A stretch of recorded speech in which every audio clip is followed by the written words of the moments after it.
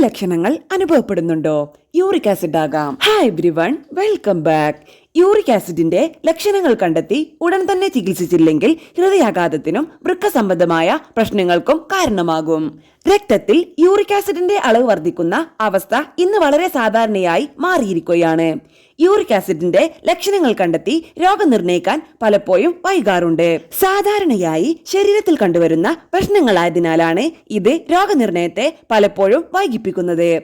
ലക്ഷണങ്ങൾ കണ്ടെത്തി ഉടൻ തന്നെ ചികിത്സിച്ചില്ലെങ്കിൽ ഹൃദയാഘാതത്തിനും വൃക്ക സംബന്ധമായ പ്രശ്നങ്ങൾക്കും കാരണമാകാറുണ്ട്. കാൽ വിരലുകളിലും നടുവിലും ഉണ്ടാകുന്ന വേദനയെ സാധാരണയായി കാണുന്നതാണെന്ന രീതിയിൽ പലപ്പോഴും നമ്മൾ അവഗണിക്കാറുണ്ട്. എന്നാൽ ഇവയൊക്കെയും ചില അവസരങ്ങളിൽ യൂറിക് ആസിഡ് ശരീരത്തിൽ വർദ്ധിക്കുന്നുണ്ടെന്ന് കാണിച്ചു തരുന്ന ലക്ഷണങ്ങളാകാം. ഉയർന്ന യൂറിക് ആസിഡിന്റെ ലക്ഷണങ്ങൾ ശരീരത്തിൽ കാണിക്കുന്ന ലക്ഷണങ്ങൾ എന്തൊക്കെയാണെന്ന് നോക്കാം. ചർമ്മ പ്രശ്നങ്ങൾ.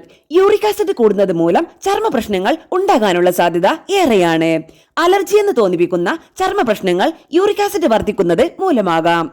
ചുവന്ന നിറത്തിലെ പാടുകളായിരിക്കും ശരീരത്തിൽ വരുന്നത്. നിരന്തരമുള്ള ഇത്തരത്തിലെ ചർമ്മ പ്രശ്നങ്ങൾ യൂറിക് ആസിഡ് കൂടിയത് മൂലമാകാം. കാൽ വിരലുകളിലെ വേദന. യൂറിക് ആസിഡിന്റെ മറ്റൊരു ലക്ഷണമാണ് കാലുകളിൽ ഉണ്ടാകുന്ന വേദന. പലപ്പോഴും ഈ വേദന വിരലിൽ മാത്രം വേദന ഒതുങ്ങി നിൽക്കില്ല. യൂറിക് ആസിഡിന്റെ ക്രിസ്റ്റലുകൾ ഉപ്പൂറ്റിലടിയാൻ സാധ്യതയുണ്ട്. ഇത് കഠിനമായ വേദനയ്ക്കും കാരണമാകും. നടുവ് വേദനയും കാൽമരവിപ്പും. യൂറിക് ആസിഡ് തോത് വല്ലാതെ ഉയർന്നാൽ യൂറേറ്റ് പരലുകൾ രൂപപ്പെടും. ഈ പരലുകൾ പെരിഫറൽ നാഡീവ്യൂഹത്തിൽ അടിയുന്നത് കാലുകൾക്ക് മരവിപ്പും തരിപ്പും സംഭവിക്കും. യൂറിക് ആസിഡ് പരലുകൾ നട്ടെല്ലിലും അടിഞ്ഞുകൂടാൻ സാധ്യതയുണ്ട്. ഇത് കടുത്ത നടുവേദനയ്ക്ക് കാരണമാകും. പേശികളുടെയും സ്പൈനൽ ഡിസ്കുകളുടെയും കുഴപ്പമായി ഇത് തെറ്റിദ്ധരിക്കപ്പെടാറുണ്ട്. മിതമായ പനിയും ശരീരവേദനയും. ഉയർന്ന തോതിൽ യൂറിക് ആസിഡ് ഉള്ളവർക്ക് മിതമായ രീതിയിൽ പനിയും ശരീരവേദനയും അനുഭവപ്പെടാറുണ്ട്. ഇത് മറ്റ് രോഗനിർണയത്തിലേക്കും എത്തിക്കും. ഈ ലക്ഷണങ്ങൾ ഇടയ്ക്കിടയ്ക്ക് ശരീരത്തിൽ അനുഭവപ്പെടുന്നുണ്ടോ എന്ന് ഉറപ്പുവരുത്തണം.